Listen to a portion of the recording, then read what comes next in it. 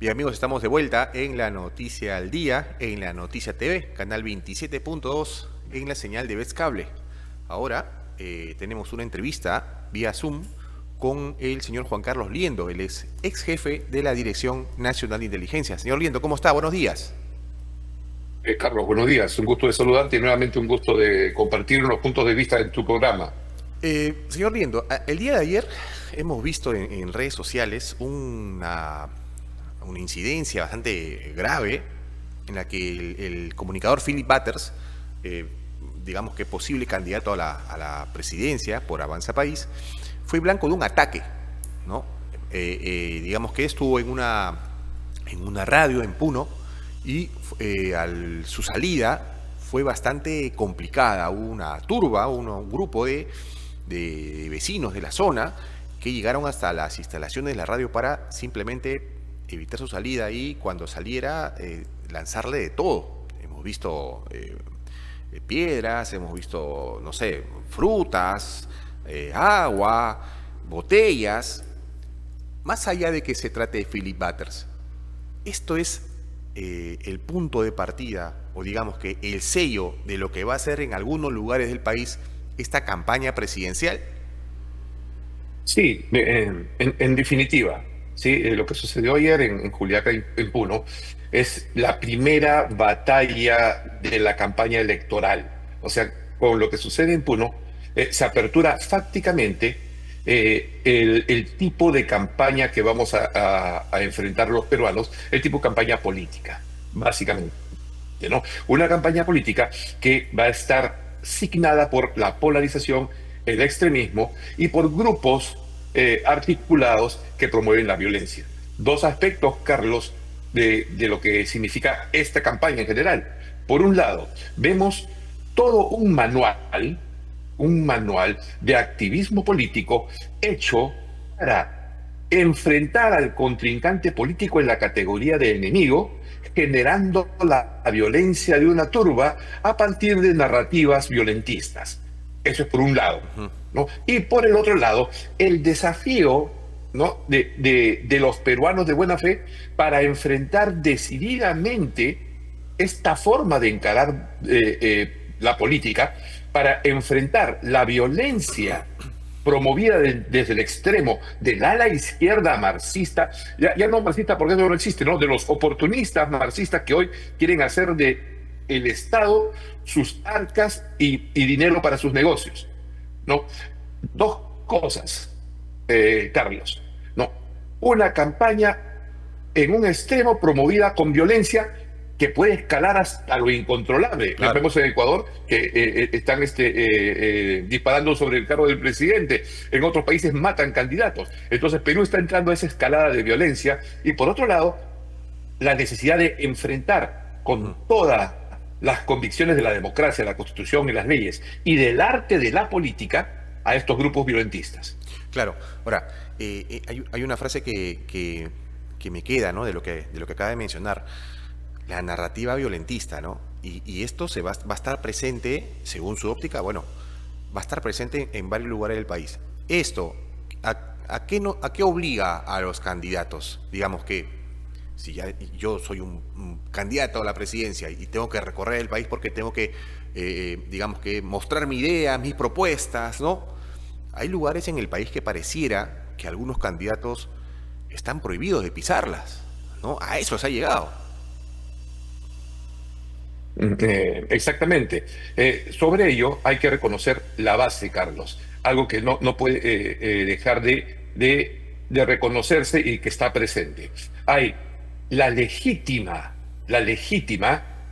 posición de la gran mayoría de peruanos, y en unos lugares más que otros, de total rechazo al sistema. Hay una legítima protesta, un legítimo hartazgo contra todo lo que significa política. En el caso de Puno es totalmente comprensible y entendible cómo la muerte de personas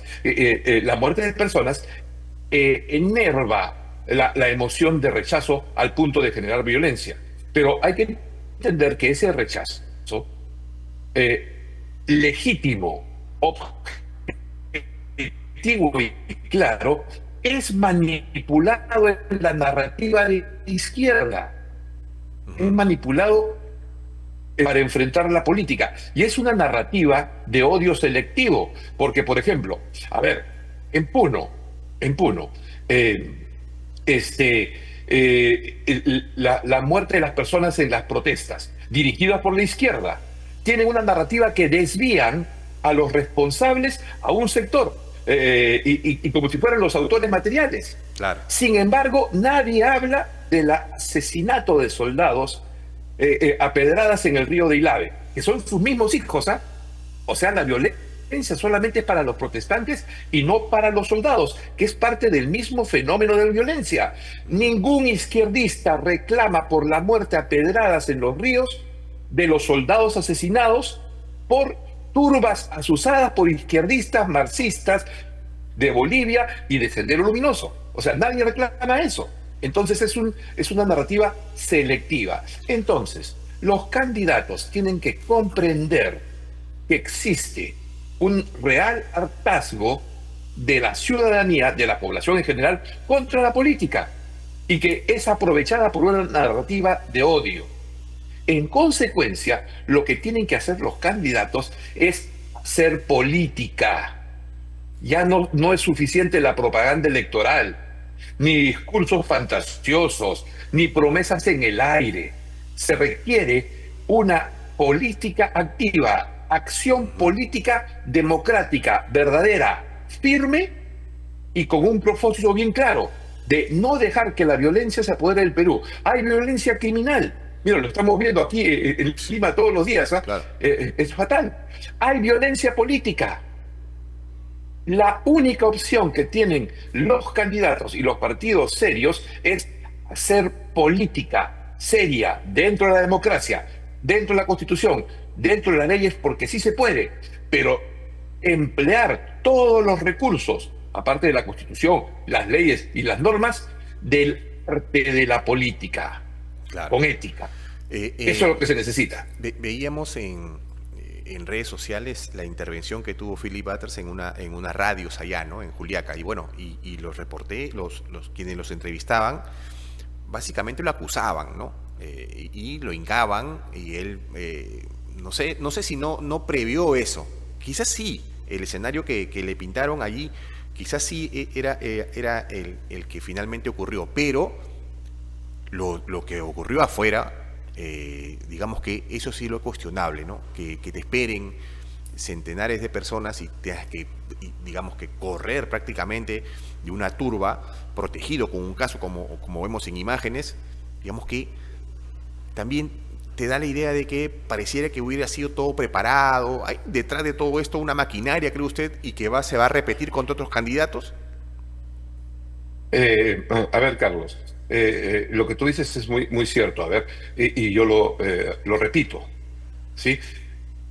Lo que sucedió ayer en Juliaca es una muestra de activismo político violento de manual, con procedimientos, protocolos, preparación, estrategia orientada sobre la violencia. El candidato conocía que se iba a un lugar complicado, Claro. conocía que las posibilidades de protesta de las personas era un hecho real y concreto, pero no se midió el nivel de estrategia, preparación y perversidad de los activistas políticos. Y te doy 3 factores claves. Primero, la entrevista era pactada con una señora de la radio, ¿sí? Y un comentarista. Aparecieron 2 más. El comentarista y los otros 2 que aparecieron, todos son candidatos políticos. Miren, todos son candidatos políticos. Entonces, no fue una entrevista, fue una emboscada política. Durante casi 2 horas, el insulto fue constante.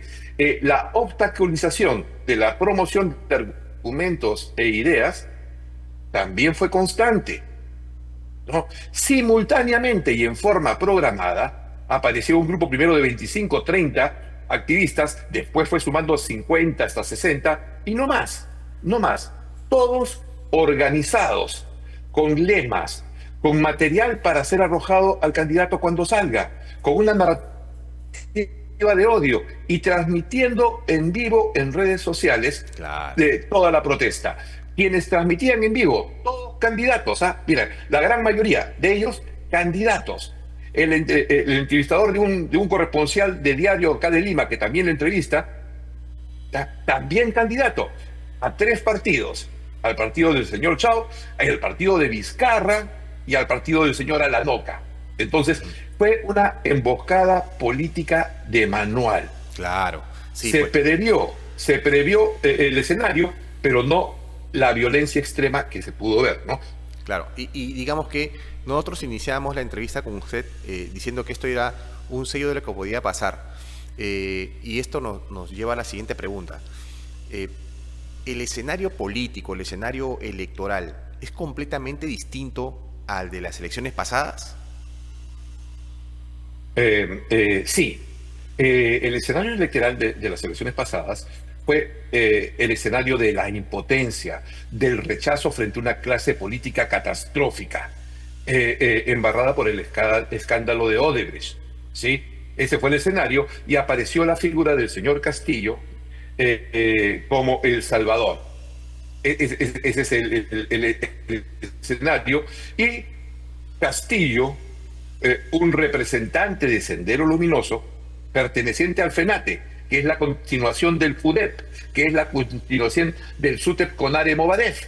O sea, todo eso salió elegido presidente. Y aquí viene cuando cambia el escenario. No, la gente extremista que apoyó a Castillo se apoderó del sector público y de los presupuestos de Estado. Por eso organizaron el golpe de Estado.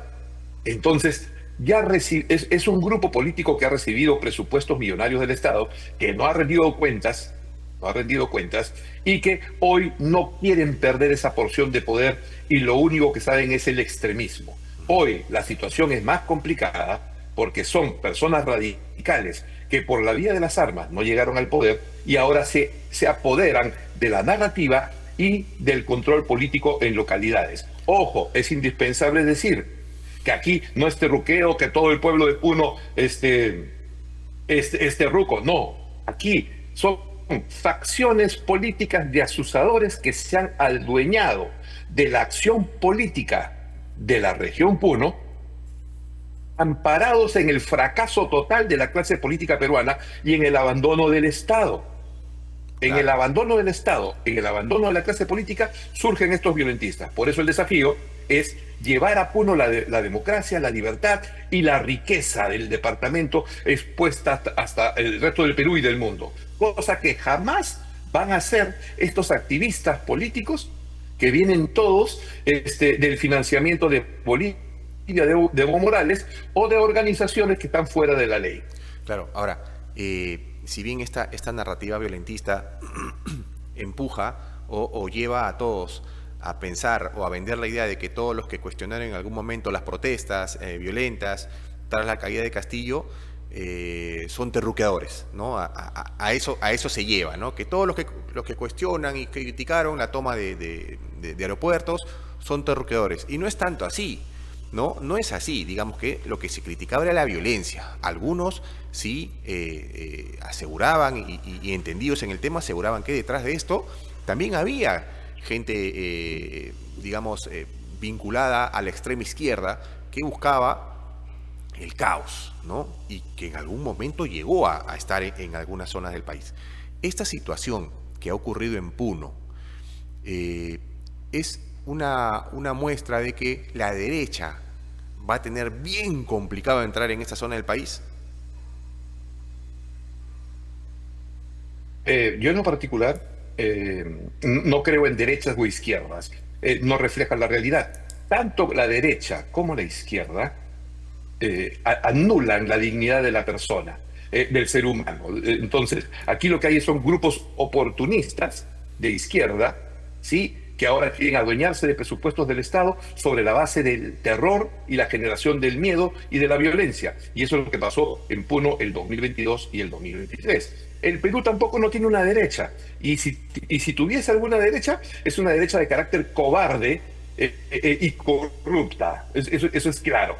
O sea, derecha manchada por Odebrecht y derecha cobarde. Esto es lo que existe en el Perú. no hay verdadera derecha. En consecuencia, aquí el desafío es del sentido común. ¿Sí? Muy bien. Y es importante recalcar esto, ¿ah? Que quienes dirigen la violencia lo hacen por la ausencia del Estado y por la falta de carácter de los partidos políticos, que defiendan la libertad, la democracia, el libre comercio, la dignidad de las personas y el derecho a la prosperidad dentro de la ley. Eso es lo que está faltando, Carlos. Claro, ahora, la presencia de la ANOCA en la participación de alguna manera de la ANOCA en esta, digamos que emboscada que se le pudo haber hecho al señor Philip Butters, ¿qué se busca? ¿Presencia nada más? Digamos, oye, yo estoy aquí, yo también proceso contigo, me busco identificar. ¿Cuál es la estrategia de este sector en medio de esta violencia política? A ver, la izquierda, y esto es general, ¿ah?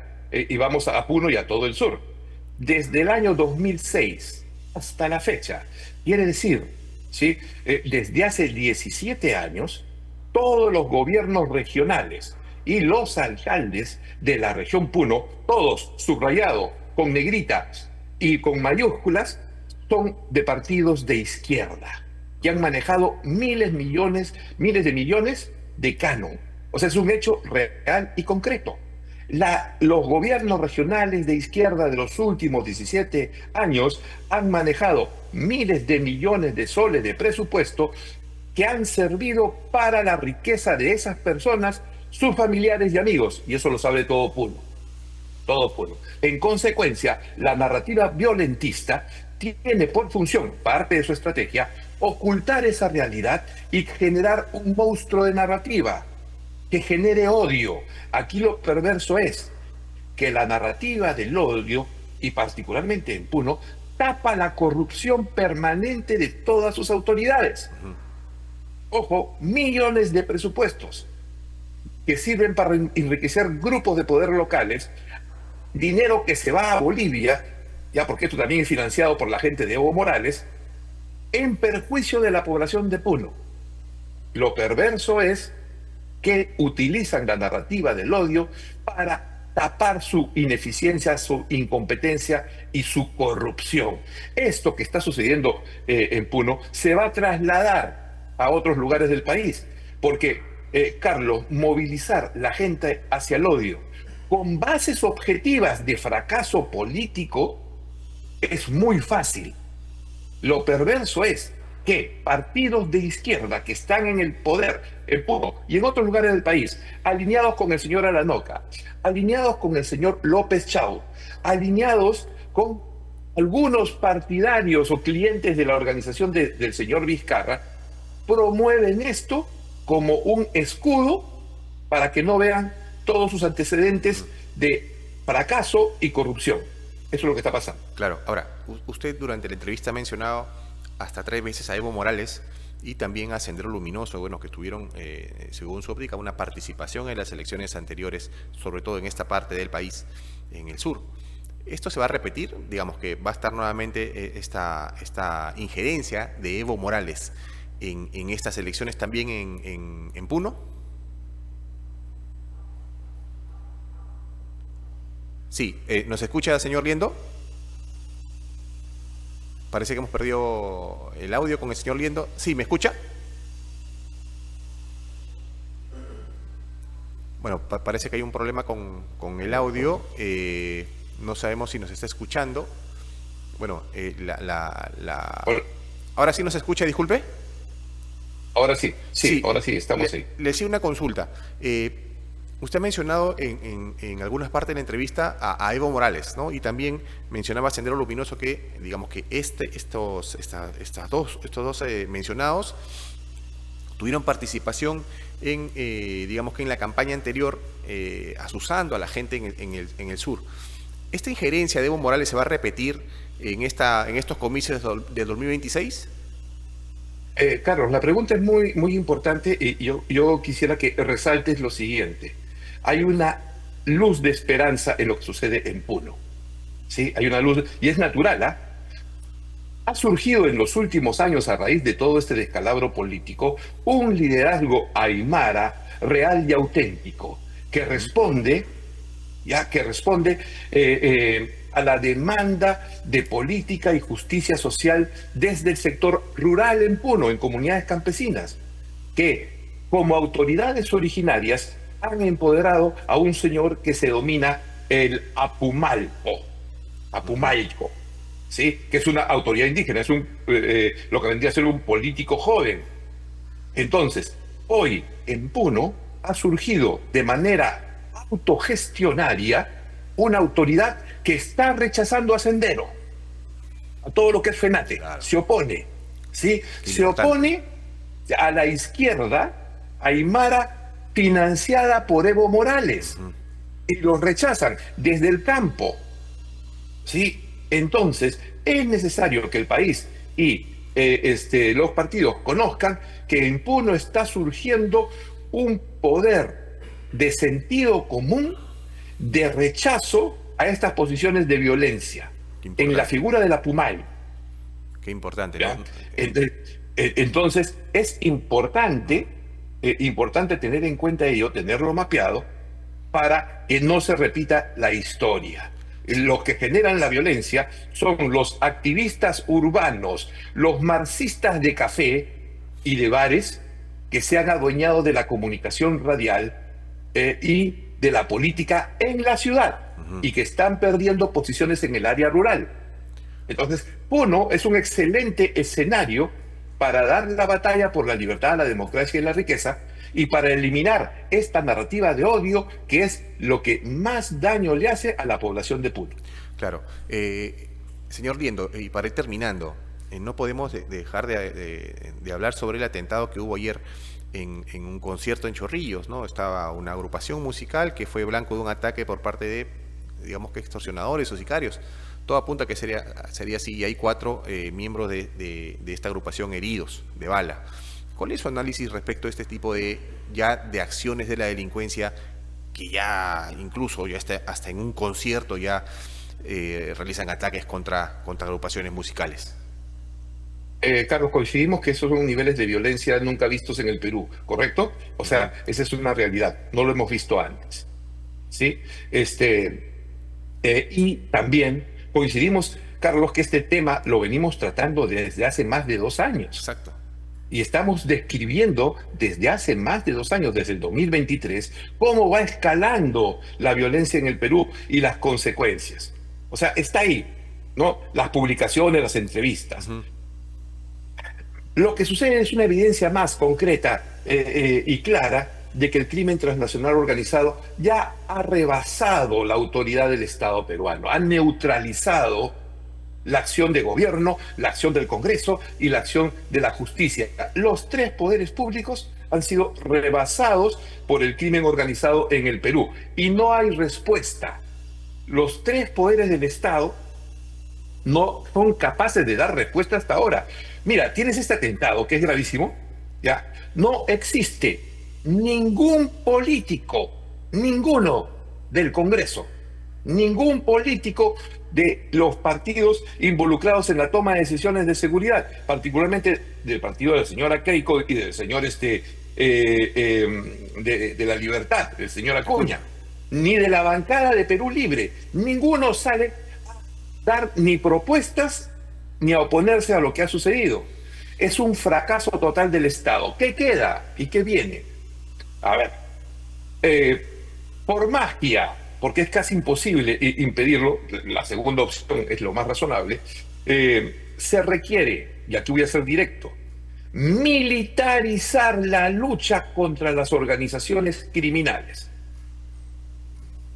en la dimensión de la seguridad nacional, en el contexto del empleo del sistema de defensa nacional bajo la cobertura de la Constitución y las leyes, con regímenes de excepción y con absolutamente todos los recursos del Estado para enfrentar la extorsión, ya no desde el campo policial, sino desde la defensa nacional.